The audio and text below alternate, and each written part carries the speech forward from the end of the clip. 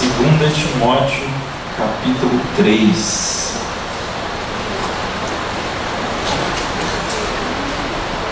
Nós vamos ler apenas um versículo de número 1.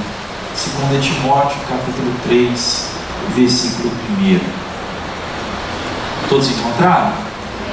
Diz assim a palavra do Senhor: sabe, porém, isto: nos últimos dias sobrevirão tempos difíceis.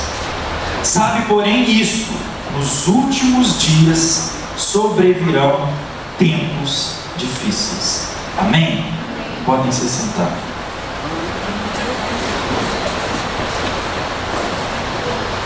Mas quando eu estou pregando para adolescente, geralmente eu pergunto se alguém já viu algum filme. Eles nunca vê os filmes que eu falo. Aí você fica se achando mais velho que você é, né? Mas já viu aquele filme Náufrago? Eu tive que ver aquele filme 2 vezes para entender como é que ele conseguiu aquela corda lá no final, né? Porque na verdade ele ia se suicidar e aí ele foi fazer um teste antes para ver se ia funcionar, né? Mas e muitas vezes eu sou desse jeito. Hoje alguém lá no grupo de adolescentes, a Valentina, ela postou um artigo, vocês leram? Aquele artigo é muito bom. Ela postou um artigo, eu achei interessante aquele artigo e vi que ele casava direitinho com essa mensagem. Mas sabe, igual o Náufrago, eu tinha que ver se era verdade, para ver se, porque às vezes é complicado, amado, você subir no púlpito, subir no altar, e aí você fala uma coisa como se fosse verdade e aquilo não é verdade. Uma coisa é se você falar uma parábola, outra coisa é você contar uma história e depois descobrir que aquela história não era verdadeira. Isso é complicado. Mas essa é de verdade. A Valentina postou lá uma notícia, um artigo em português, mas falando de uma notícia americana.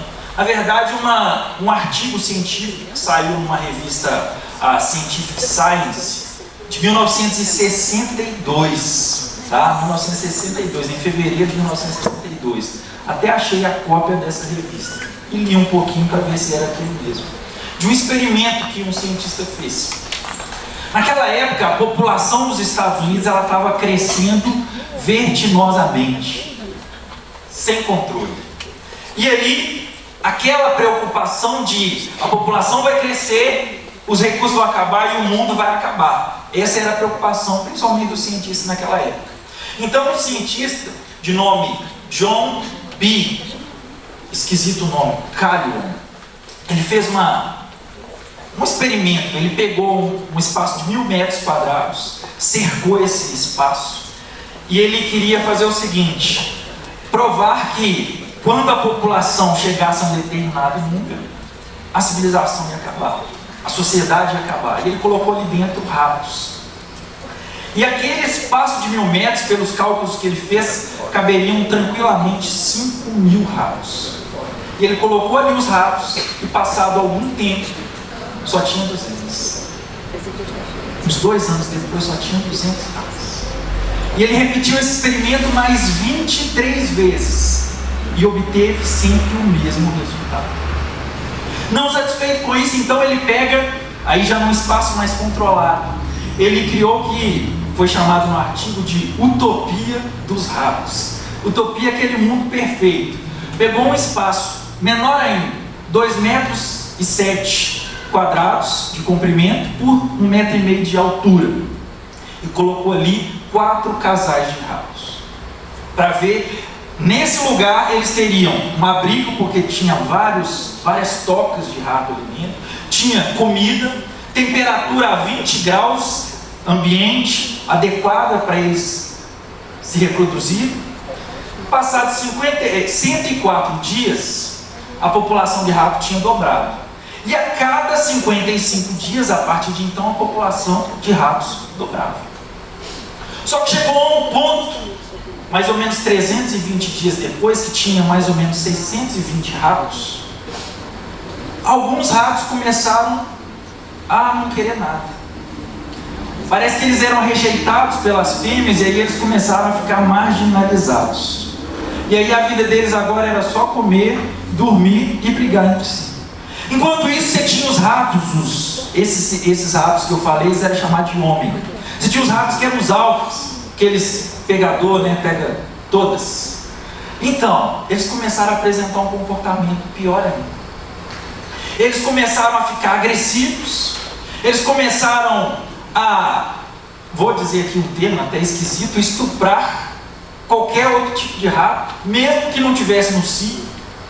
Eles começaram a mostrar comportamentos homossexuais e, pelo artigo, pansexuais, porque o que passava na frente eles pegavam, até o canibalismo. Mas eles tinham tudo o que precisava, tinham comida, tinha abrigo. Resultado, 600 dias depois, a população, aquele espaço ali, apesar de pequeno, cabia 1000 ratos, chegou a 620, mas com 600 dias, eles tinham chegado à extinção. Amados, eu fiquei pensando, por que os ratos se comportaram dessa forma? E às vezes é uma coisa que a gente não para pensar na essência das coisas. O que é um rato? Porque às vezes você acha que o rato é só aquele ser biológico, mas tem alguma coisa nesse experimento foi tirada do rato para que ele se comportasse de forma diferente. Amados, e o que Paulo está dizendo aqui, foi interessante esse artigo, porque nos últimos dias parecia, pelo experimento, o cientista escreveu assim, parecia um inferno, porque era rato comendo rato, era rato, as fêmeas elas abandonavam as ninhadas para eles morrer sozinhos. Assim foi o experimento que ele fez, e acabou não conseguindo provar que a grande quantidade de pessoas levaria à extinção. Não foi a grande quantidade de população que levou à extinção, não foi esse o problema. Por quê?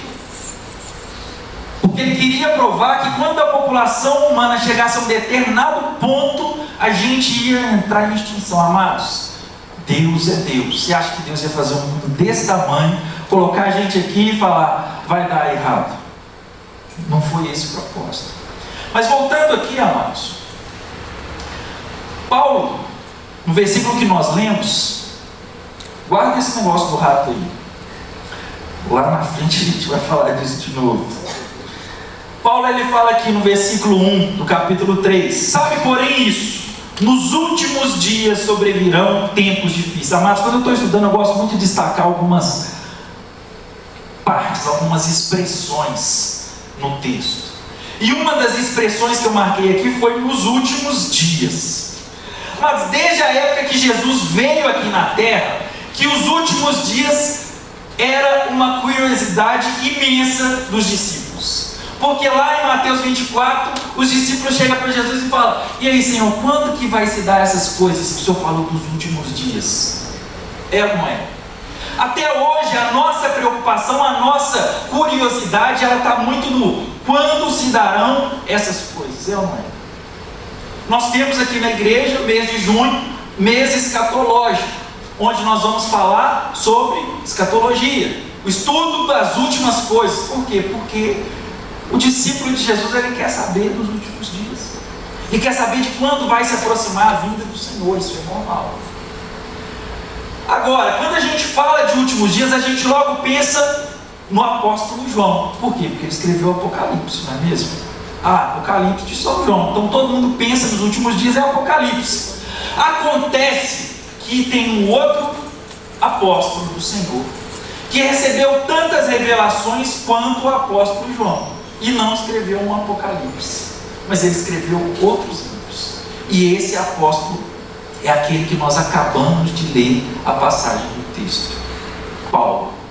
Aqui ele escreveu para Timóteo acerca dos últimos dias. Mas espera lá, como que se dá isso? Mas se você for lá em Atos, capítulo 9, Atos, capítulo 22, Atos, capítulo 26, Paulo vai dar detalhes da conversão dele. E nesses 3 capítulos vai ter passagem que ele vai dizer assim: então o Senhor me disse, olha, você vai ser escolhido meu para falar aquilo aquilo que eu te mostrei e aquilo que eu ainda vou te mostrar. Você quer uma prova disso? 1 Coríntios capítulo 11, versículo 23. Quem sabe esse versículo, gente? É de quando? Onde que a gente lê todo mês? Na ceia, não é? Aí Paulo, ele vai escrever assim, ele vai falar assim: porque eu recebi de João o que também vos ensinei. Não? O que ele fala?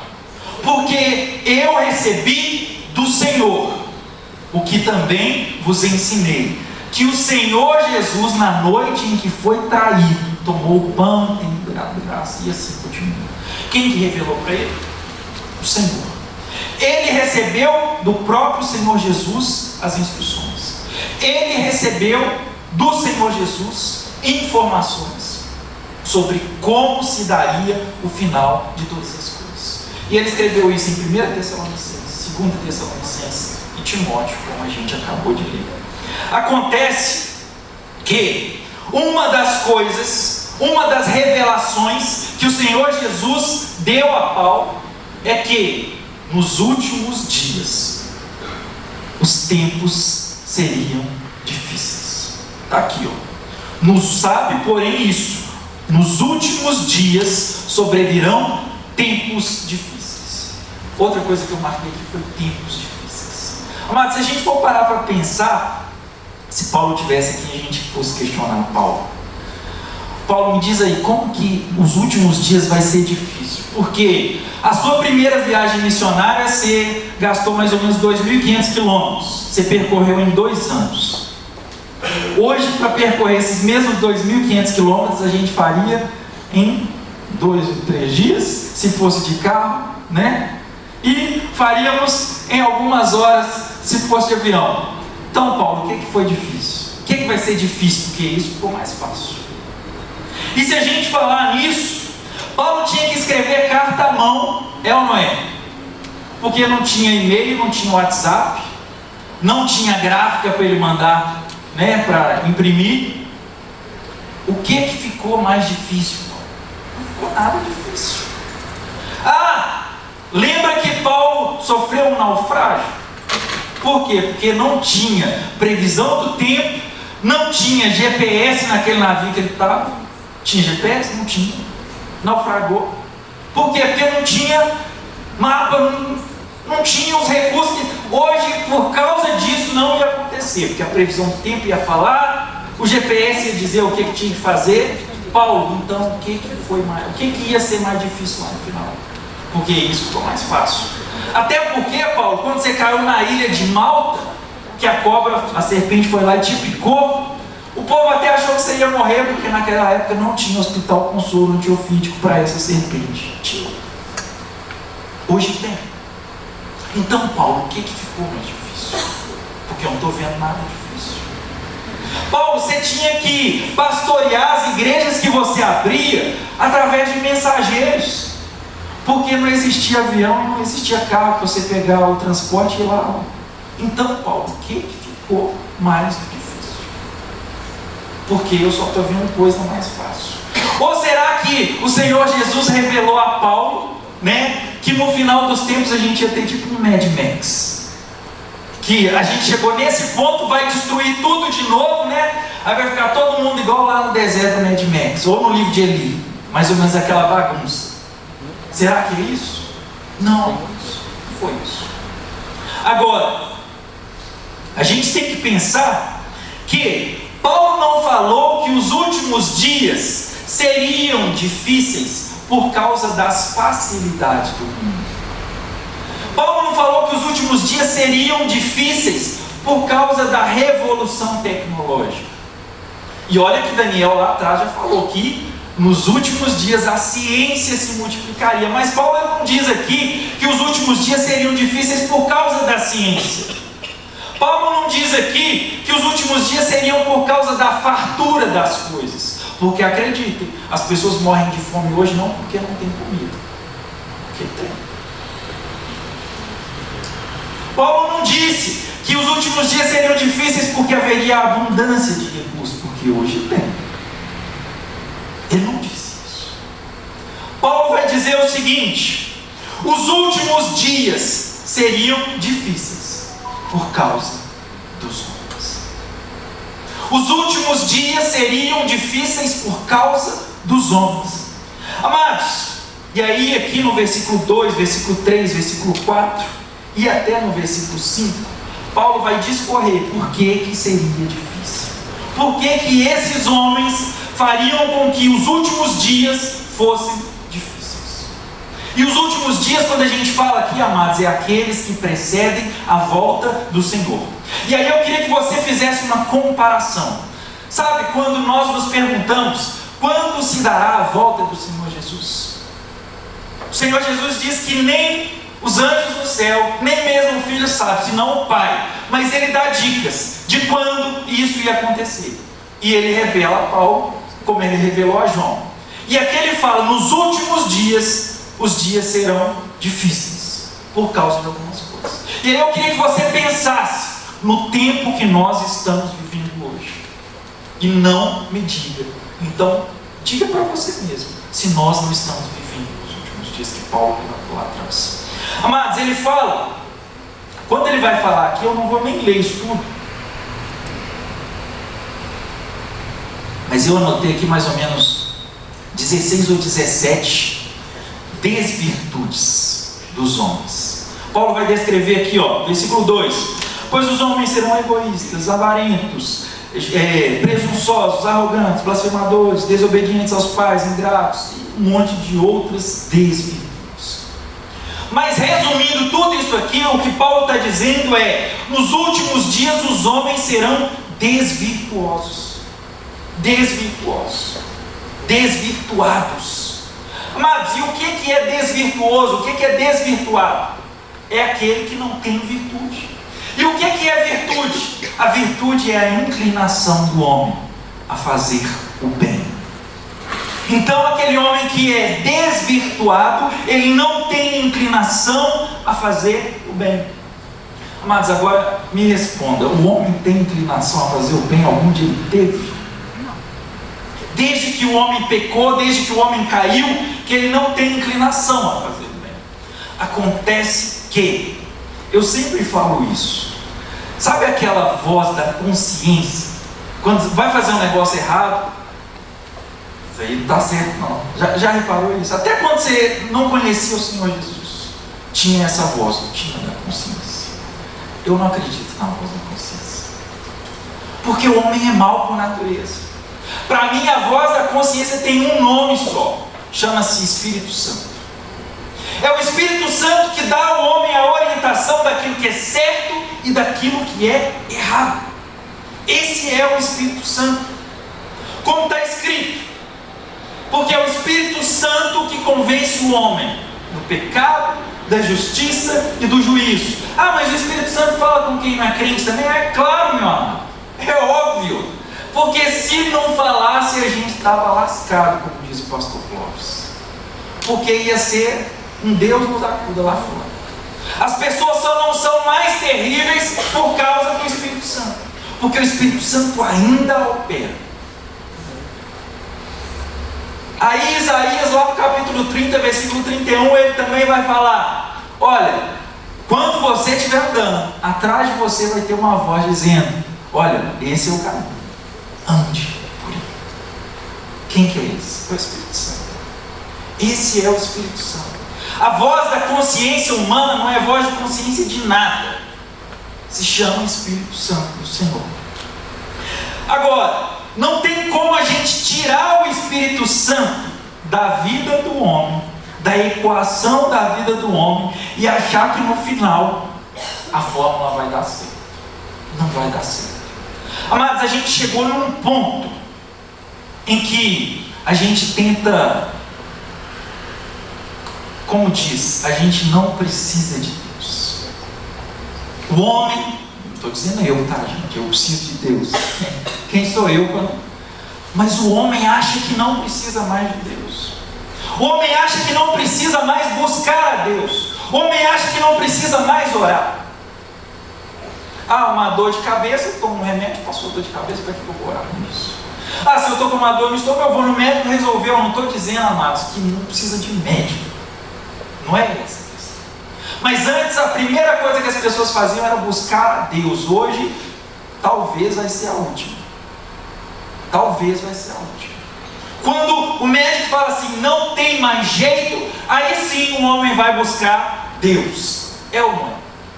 Olha, humanamente, isso aí não tem mais jeito. Aí a pessoa vai, dobra o joelho e fala, Senhor, tem misericórdia. É a última opção. Amados, tiramos o Espírito Santo da vida do homem. Tiramos o Espírito Santo do agir na vida do homem. E aí a gente acha que o homem vai continuar sendo homem. Amados, quando aquele cientista colocou aqueles ratos ali, ele deu tudo o que eles precisavam. Comida. Só não deu banho, porque rato tomava banho. Mas deu comida, deu abrigo, deu a temperatura, o clima adequado, deu parceiros. Mas tudo indica que tirou alguma coisa do rato. Porque ele não se comportava mais como rato. Amados, hoje nós vivemos um mundo que tem tudo. Tudo o que você quiser, tudo aquilo que você imaginar existe. Para te atender, para facilitar a sua vida. Tudo existe. Existe, se você for no supermercado, a cenoura já raladinha. Se bobear, existe a cenoura até cozidinha já. Existe. Tudo para facilitar a sua vida. Tudo para que você não tenha que se preocupar com um monte de coisas.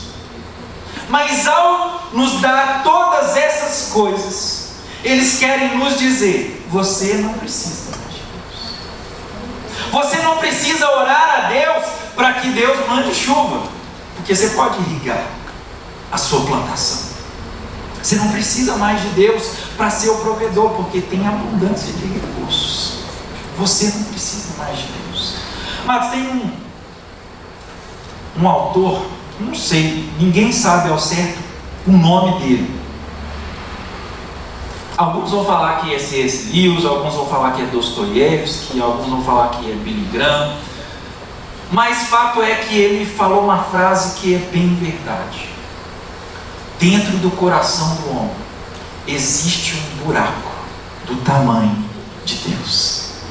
E não adianta você tentar colocar qualquer outra coisa nesse buraco, porque ele é do tamanho exato de Deus.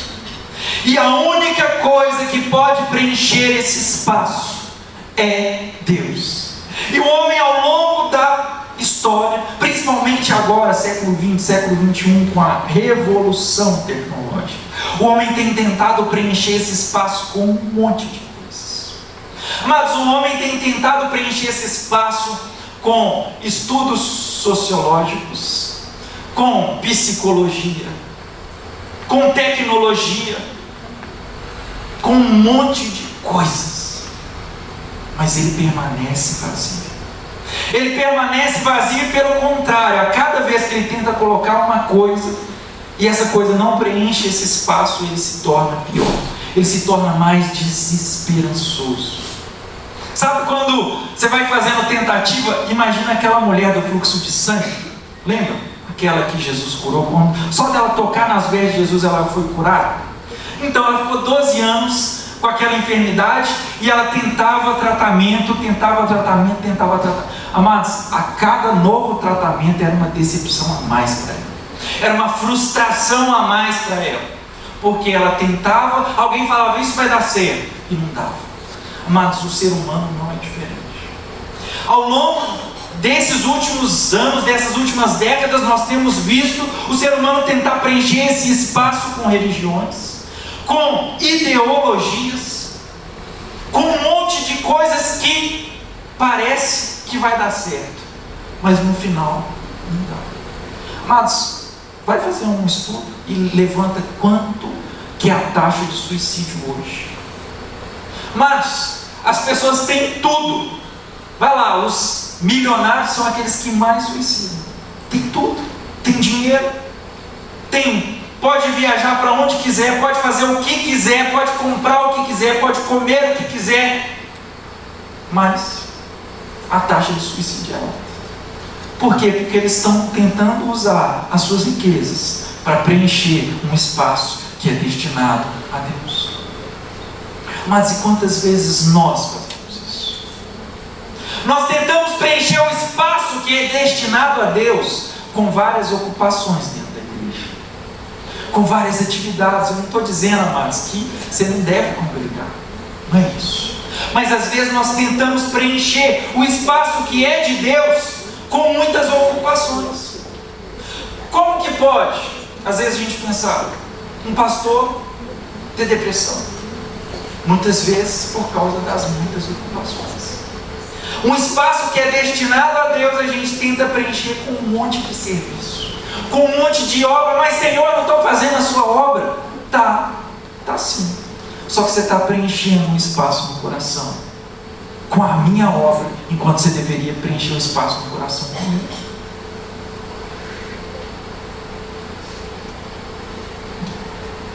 A verdade, amados, é que não adianta a gente tentar fazer esse preenchimento, porque enquanto nós não colocarmos, amados, e aí fica aquele negócio esquisito. Mas pera lá, Otávio, eu sou crente, você está dizendo que eu não tenho o Espírito Santo do Senhor? Eu não estou dizendo isso, irmãos. Mesmo nós, com o Espírito Santo do Senhor, às vezes nós queremos limitar o espaço que o Espírito Santo tem dentro do nosso coração. Porque o Espírito Santo, como Jesus mesmo vai dizer, hoje a gente estava na escola dominical aprendendo a respeito do novo nascimento, e ele vai falar o seguinte: aquele que é nascido do Espírito, ele vai para onde o vento assopra. E o que ele está dizendo com isso? Aquele que é nascido do Espírito, às vezes ele vai fazer coisas que as pessoas vão dizer, isso não faz sentido. Olha, isso não tem sentido nenhum, porque o Espírito Santo ele vai tomando cada espaço, tomando. Quando vem a pessoa está fazendo umas altas loucuras, que você olha aos olhos naturais e fala, que loucura é essa? Porque o Espírito Santo é assim, ele vai preenchendo o espaço. Às vezes nós, enquanto cristãos, queremos dar um espacinho desse tamanho aqui para o Espírito Santo dentro do nosso coração. E falamos com ele, Espírito Santo, esse aqui é o seu lugar. Esse aqui é o seu lugar, aqui é que o Senhor tem que agir. Olha, o Senhor tem que agir quando eu estiver na igreja. O Senhor tem que agir quando eu estiver pregando. O Senhor tem que agir quando eu estiver louvando. Mas o Espírito Santo, ele quer tomar cada parte de você. Ele quer tomar todo esse espaço, para que quando você andar dentro do ônibus, as pessoas olhar para você e falar, o que é isso nesse cara? Mas eu me lembro que, muitos anos atrás, eu fazia estágio numa empresa, 11º andar. Eu pegava elevador, tinha ascensorista, passou umas 3 semanas, a ascensorista virou para mim e falou assim, você é crente, não é? Sou, graças a Deus. Mas eu nunca abri a boca. Eu nunca abri a boca. Mas a forma de nós agirmos diz a respeito de quem nós somos. Amém. O nosso testemunho diz a respeito de quem nós somos. E não precisa às vezes você abrir a boca, mas a forma como você age. Porque às vezes é o contrário. Você abre muita boca para falar de Jesus, mas a sua vida mostra outra coisa. A sua vida mostra que você não conhece esse Jesus que você prega, ou que você é hipócrita demais. Às vezes nós agimos dessa forma. Nós agimos dessa forma. Agora, Paulo vai descrever aqui no versículo, nos versículos 2, 3 e 4, algumas desvirtudes. Mas eu queria pontuar só algumas. Eu queria que você fizesse um paralelo e me diga se nós estamos ou não vivendo os últimos dias. Paulo vai começar falando assim: os homens serão egoístas. E aí eu quero que você pegue egoístas e vai lá no versículo 4, quando ele vai falar de desafeiçoados, versículo 3, quando ele vai falar de desafeiçoados. Desafeiçoado é aquela pessoa que não tem amor à família. Tá? Egoístas e desafeiçoados, e sem amor pela família. Mas essa semana eu ouvi um negócio que eu fiquei pensando, não faz sentido. A que ponto nós chegamos? Amados, eu já tinha visto, hoje eu vi um pastor pregando, nós inventamos, Paulo vai falar aqui em Timóteo mesmo, versículo 3, capítulo 3 ainda, ele vai falar lá no versículo 13, não, no capítulo 4, versículo 3, ele vai falar assim: pois haverá um tempo em que os homens não suportarão a sã doutrina, e pelo contrário, eles vão cercar-se de mestres segundo as suas próprias cobiças. Amados, a palavra de Deus fala que quem não gosta de trabalhar é o quê? Preguiçoso, não é? Preguiçoso. Aí Salomão vai falar assim: vai ter com a formiga, ó, preguiçoso. Mas aí, nos últimos dias, não existe mais preguiçoso. Existe o TDAH. Porque é uma pessoa que tem um desvio mental e ela tem uma dificuldade. Então não é um vício dela a preguiça, não é uma desvirtude a preguiça, é um problema de saúde e tem que ser aceitado, tem que ser trabalhado. Eu tenho que aceitar que a pessoa é preguiçosa. Mas eu já vi isso lá no meu serviço. Um amigo meu falando: o meu genro, eu já devo até ter falado disso. Meu genro faz 3 anos que está em casa e minha filha sustentando ele. Falei: mas por quê? Não, é porque ele fala que não consegue trabalhar porque ele tem TDAH. Foi o que a psicóloga disse para ele.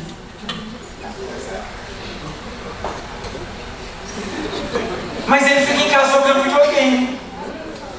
Amados, nós damos desculpa para os nossos pecados. O ser humano chegou ao ponto de dar desculpa para os seus pecados. Essa semana eu vi a nova desculpa. Eu achava que TDAH fosse uma das desculpas. Eu não estou dizendo que não existe, amados, problemas psicológicos. Há pessoas que precisam de acompanhamento. O problema é quando nós damos desculpa para deixar de fazer as coisas. Então não existe mais o pedófilo, porque é um desvio sexual. Isso é um problema. Isso é um problema. Aí agora, essa semana, como eu falei, eu descobri uma nova desculpa. Agora o TDAH é desculpa para divórcio. Um amigo meu falando, conversando com um amigo dele, e aí eu quero que você coloque: egoísta e sem amor pela família. Casado, tem 2 filhas pequenas. E aí, passando por conflitos no casamento. Quem nunca passou por conflitos no casamento? Levante a mão, por favor. Ninguém, gente? Ninguém. Amados, a Cris e eu ministramos casados para sempre. E toda vez que a gente vai ministrar, a maior vantagem é para a gente, porque a gente tem a oportunidade de melhorar as coisas que a gente sempre percebe que está errado. Amados, não existe isso de não ter conflito no casamento. Eu brinco que se deixar você sozinho, num quarto escuro, trancado, você e você mesmo, no final do dia tem alguém morto. Tem ou não tem? Ué. Coloca 2 de você lá, só vai sobrar um.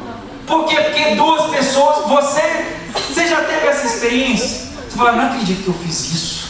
É ou não é? Nossa, mas você é burro, hein? É ou não é? Mas imagina outra pessoa diferente de você, diferente, que pensa diferente. Vai dar conflito ou não vai? Vai. Agora, por causa do conflito eu vou divorciar? Bem, foi o que esse cara fez. Foi na psicóloga, terapeuta lá.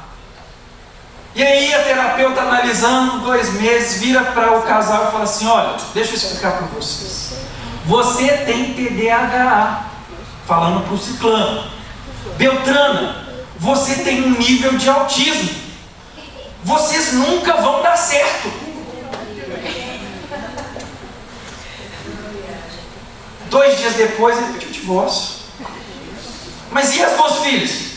Não, o que interessa é a minha felicidade. O que interessa é que eu preciso ser feliz. Egoísmo. Sem amor pela família. Sem afeição pela família. É ou não é, amados? Amados, para pensar no seu convívio. Será que você não percebe isso não? Será que os homens não estão dando desculpa para tudo? Para o egoísmo deles? Para a desafeição deles pela família? Amados, eu vou me casar, mas eu não quero ter filhos. Mas Senhor diz para crescer e multiplicar. Não, mas a gente já tem gente demais nessa terra. Aí você vai e compra um cachorro. Meu filhotinho, meu filhinho. Amados, o que é isso? É isso que Deus mandou? É isso que Deus mandou? Nós somos egoístas. E o pior, as pessoas dizem que quem tem filho ainda é que é egoísta, porque não pensa no futuro da humanidade. A desculpa mais esfarrapada que eu já ouvi nos últimos dias de egoísmo. Amados, e aí Paulo vai falar ainda: presunçosos e arrogantes. Se você for olhar aqui nos outros versículos, presunçosos e arrogantes. Sabe o que é presunçoso? É aquela pessoa que acha que é melhor do que todo mundo. Arrogante é aquele que acha que não precisa de ninguém. Olha para a sociedade que nós vivemos hoje. O que mais tem é gente presunçosa, que acha que é melhor do que todo mundo. Mas tem gente arrogante que acha que não precisa de nada. Eu não preciso de nada, eu não preciso nem de ir na igreja. Mas, espera lá, a palavra está falando para não deixar de congregar como é de costume. Não, eu não preciso nem da palavra. Eu sou demais. Talvez Jesus tenha revelado para você igual Paulo, né? Você não precisa nem congregar mais. É o que parece. Mas eu me lembro que uma vez eu fui aconselhar um jovem em uma outra igreja, de onde eu era. Ele estava saindo da igreja, indo para outra igreja. Nada contra trocar de igreja. O problema é pelos motivos errados. O problema é de quando você sai de uma igreja pelos motivos errados. Uma coisa é Deus tem um propósito. A outra coisa é você sair, porque isso aqui eu não gosto, eu estou com um problema. Amado, você vai ter problema onde você for. O dia que você achar uma igreja perfeita, você não entra nela não, que você vai estragar. Aí eu fui conversar com esse jovem. Falar, olha, não é o motivo certo para você sair. Resposta que eu ouvi: não preciso das suas experiências. Eu quero ter minhas próprias. Eu tenho minhas próprias. Pergunta, o jovem está na igreja hoje? Não está na igreja. Mas quantas vezes nós vamos corrigir as pessoas? Quantas vezes os pastores vão instruir as pessoas, vão dar orientações às pessoas? Quantas vezes os líderes vão corrigir as pessoas? E aí as pessoas, eu não preciso da sua opinião, você não tem que se meter aqui. Aí o pastor Clóvis costuma dizer o seguinte: então, você está na igreja errada. Você está na igreja errada. E tem pessoas que procuram não se relacionar com ninguém na igreja, porque não quer ninguém meter no bedelho na minha vida. Amado, mas isso é ser pastoreado. O pastor tem que dizer se você está errado. Você está tratando sua esposa como um cavalo, você tem que ser avisado. Você está errado. Se a esposa não está tratando bem o marido, não está tratando bem os filhos, ela tem que ser corrigida. Mas os homens hoje são arrogantes. São tão arrogantes que eles podem, inclusive, trocar de pastor a qualquer momento pelo YouTube. Eu não preciso ir na igreja, eu tenho uma igreja no YouTube. E aí quando o pastor raramente fala alguma coisa que te desagrada, eu mudo de canal. As pessoas hoje estão tocando de igreja como muda de canal. São arrogantes. Mais amantes dos prazeres que amigos de Deus. Amado, não é pecado ter prazer. Não é pecado ter prazer. Se fosse pecado, Deus não tinha criado um homem capaz de sentir prazer. Quer coisa melhor do que um calor suportável, aí você está num prazer no ar-condicionado? Não. Quer? Não tem. Aí, aquele calor, aí você vem e pega uma Coca-Cola gelada com gelo. Tem coisa melhor que isso no calor? Tem. É prazeroso? É prazeroso. Então é pecado. Não é pecado ter prazer. Acontece que é pecado ser amante dos prazeres, porque o amante dos prazeres, ele faz qualquer coisa para ter prazer. Ele faz qualquer coisa para manter a sensação de prazer. Acontece que o pecado é gostoso. Mas você acha, imagina se a pessoa pecasse, toda vez que ela pecasse, ela sentisse uma dor com uma apendicite, ela ia pecar? Nunca mais na vida ela ia pecar.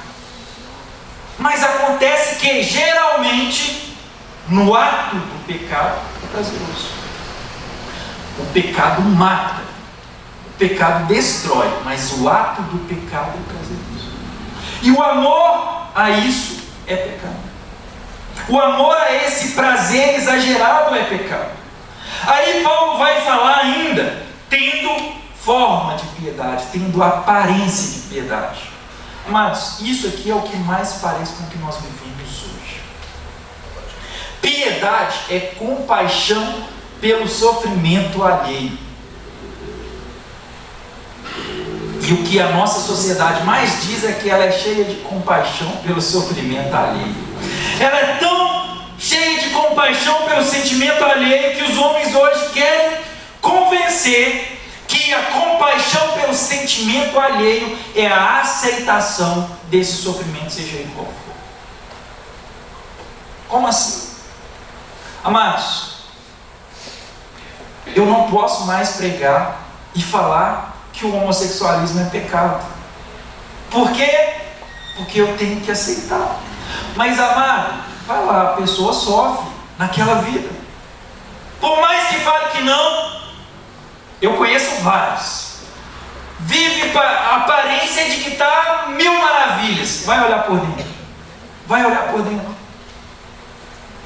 Aí compaixão então é eu aceitar qualquer coisa. Você pode viver aí sua vida desse jeito mesmo? Pode viver. Isso é compaixão para o ser humano. Isso é compaixão para o homem de hoje. Compaixão é você ver aquela pessoa que está lá viciada em dar um trago na maconha, em beber uma cachaça, está lá com a vida destruída, mas compaixão é eu aceitar, porque todo mundo precisa de um momento de relaxamento.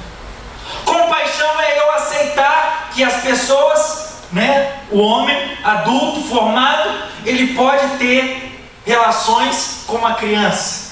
Isso é compaixão. Compaixão é eu aceitar as pessoas como elas são. Isso é compaixão. Isso é compaixão desde quando? Isso jamais foi compaixão. Compaixão, piedade, como está falando aqui, forma de piedade. Isso aqui é só uma aparência de piedade. Eu me importo com você. Você pode continuar aí, tá? Você está indo para o buraco, você vai morrer. Lá na frente você vai para o inferno. Mas continua assim. Isso vai te fazer feliz. Isso é compaixão desde que dia, amados? Isso não é compaixão. Pelo contrário. Mas aparentemente é compaixão. É mais compaixão do que alguém virar e falar: ô filho, se você permanecer nesse comportamento de homossexualidade, infelizmente, o destino lá na frente é o inferno. O destino não é a vida eterna ao lado do Senhor, mas é uma vida eterna de sofrimento. Então eu não sou. Não, Otávio, você não tem compaixão das pessoas. Amados, aceitar que as pessoas vivam uma vida promíscua. Gente, fevereiro, se ligar a televisão dá uma tristeza. Dá uma tristeza. A promiscuidade, a que ponto nós chegamos. E aí é que eu vejo que Paulo falando que nos últimos dias seriam difíceis. Sabe por quê? Porque não é que naquela época de Paulo não tinha essas coisas. Tinha essas coisas. Mas as pessoas, elas se envergonhavam dessas coisas. As pessoas tinham vergonha porque não eram comportamentos aceitáveis, não eram comportamentos adequados, nunca foram. Elas tinham vergonha. Hoje as pessoas, elas têm orgulho. Nós estamos em junho. Enquanto aqui na igreja, o mês de junho é o mês de estudarmos escatologia, a volta do Senhor, o estudo do fim dos tempos lá fora. Junho é o mês do orgulho. Você liga a televisão, mesmo que não faça propaganda, está lá logo, o mês do orgulho. Orgulho de quê, amado? Orgulho de ser pecador? Pelo amor de Deus. Orgulho de que um dia eu vou para o inferno? Então é melhor eu apagar o inferno da Bíblia, porque aí os crentes não vão poder mais falar que eu vou para o inferno. É a esse ponto que nós chegamos, queridos. Agora, no final, Paulo vai dizer aqui no versículo 5: tendo forma de piedade, aparência de piedade, parece que essas pessoas se importam, mas elas negam o poder da piedade. Amado, o poder da compaixão. E a pessoa que mais demonstrou esse poder da compaixão foi Jesus.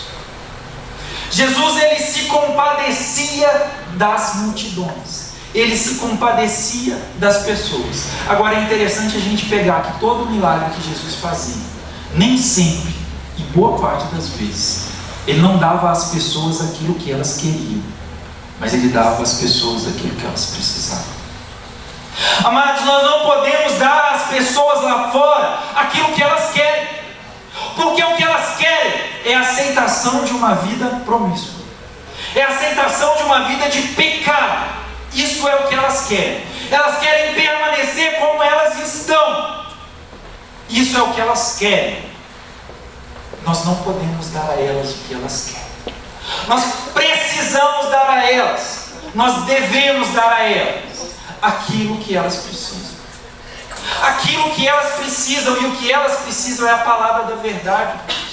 É a palavra da verdade. Ah, mas a verdade dói. A verdade dói, mas o Senhor cura. De que adianta, amados? Eu sempre falo isso com os adolescentes, às vezes, quando eu prego para eles, quando eu ministro para eles. Mas de que adianta a gente ficar a vida toda sendo enganados aqui? Aí um dia a gente chega diante do Senhor e fala: e aí, Senhor, vamos entrar, hein? Ele fala: entrar onde? Só se for lá embaixo. Mas por que, Senhor? Ué, você viveu sua vida toda errada. Ah, mas foi o pastor, ele falou comigo. Aí é onde eu falo, o Senhor vai falar assim: com o pastor já resolvi, agora é possível. Ué. Mas de que adianta você ser enganado? Ah, mas eu não consigo sair da homossexualidade. Amados, eu não conseguia ter filhos e Deus me deu. Glória a Deus. Porque é na nossa fraqueza que se manifesta o poder de Deus. Às vezes a fraqueza não vai permitir que a gente consiga algumas coisas, mas é na nossa fraqueza que se aperfeiçoa o poder de Deus. Ah, você não pode, verdadeiramente você não pode. Amados, sem Jesus eu não sei não mentir. Sem Jesus eu não sei não enganar. Sem Jesus eu não sei não ser preguiçoso. Mas em Jesus eu posso. Aí é o que Paulo vai dizer: posso todas as coisas naquele que me fortalece. Aleluia. Você pode todas as coisas naquele que te fortalece. Ah, mas eu não consigo viver sem ter relação sexual antes do casamento. Você pode todas as coisas naquele que te fortalece. Você pode todas as coisas naquele que te fortalece. Mas e talvez as igrejas hoje, algumas estão vazias. Talvez porque as pessoas estejam escutando coisas que desagradam. Mas a pessoa que mais desagradou as multidões foi Jesus. O pastor Cláudio tem uma pregação que ele fala: se Jesus estivesse aqui hoje, será que a igreja dele estaria cheia? Porque ele ia falar a verdade. Ele ia falar a verdade. Quantas pessoas ficam maquiando o evangelho? Ah, mas Deus é amor, Deus aceita todos, tudo. Amados, Deus não é Deus de confusão. Deus não é Deus de confusão. Deus não aceita tudo. Deus te recebe como você está, mas Ele te transforma para que você seja aquilo que Ele planejou que você fosse. Então não adianta. Apocalipse 3:19, para a gente encerrar. O Senhor Jesus vai dizer assim: eu repreendo e disciplino aqueles a quem eu amo. Seja, pois, zeloso e se arrependa. Amados, por que na igreja, quando você vem aqui na igreja, Por que vai ter palavras que você vai falar assim: Senhor, eu podia ter ido embora sem essa? Porque o Senhor te ama. Porque o Senhor quer que você passe a eternidade ao lado dele, não no inferno. Agora, o mesmo amor que o Senhor tem por você para te corrigir, é esse amor que o Senhor espera que você demonstre às outras pessoas lá fora. Porque Paulo disse que os últimos dias seriam difíceis, mas ele não escreveu que eles seriam impossíveis. Ele não escreveu que seria impossível. Os homens seriam difíceis, são difíceis, mas não é impossível para o Senhor. Não é impossível para o Senhor. Amado, você serve a um Deus do impossível. Amados, talvez você esteja aqui nessa noite e você fala assim: mas pela vida que eu levo, você não sabe do que você está falando. Você não sabe do que você está falando. Eu sou um caso perdido. Eu não tenho conselho. Amados, eu sirvo a um Deus que para Ele não é impossível. Amados, eu fico meditando. Abraão foi ter filho com 100 anos de idade. Você acha que Deus não podia ter dado para ele com 25, com 30? Podia. Mas por que ele deu com 100? Para mostrar para ele que nada é impossível. Amados, não interessa, mas eu já sou velho. Pau que nasce, aquele negócio, né, de tal, pau que nasce todo, morre todo, né? Não. Eu sirvo a um Deus que corrige. Tem alguém aqui nessa noite? Às vezes você sente que você é esse homem difícil, você é essa mulher difícil, você é essa pessoa, esse ser humano difícil. Você é essa pessoa que às vezes é desafeiçoada, você não sente amor pela sua família. Você é essa pessoa que, se a gente for olhar aqui as virtudes, se você for meditar nas desvirtudes, você fala: cabe todas em mim. Amados, o Senhor quer corrigir isso na sua vida. O Senhor quer corrigir isso na sua vida. O Senhor quer transformar isso na sua vida. Tem alguém aqui nessa noite? Todos já foram transformados pelo Senhor. Mas então eu queria te convidar a meditar. Feche seus olhos.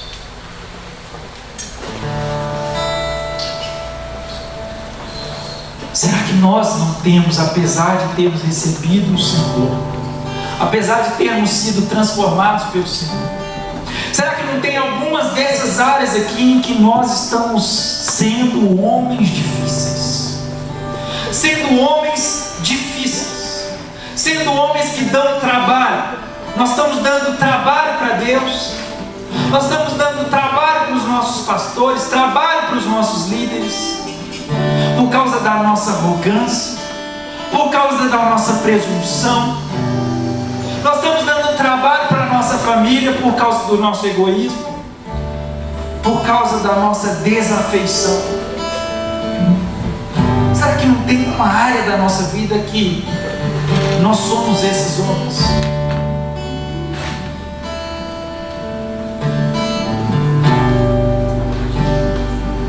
E se nós somos, e se há alguma área em que nós somos,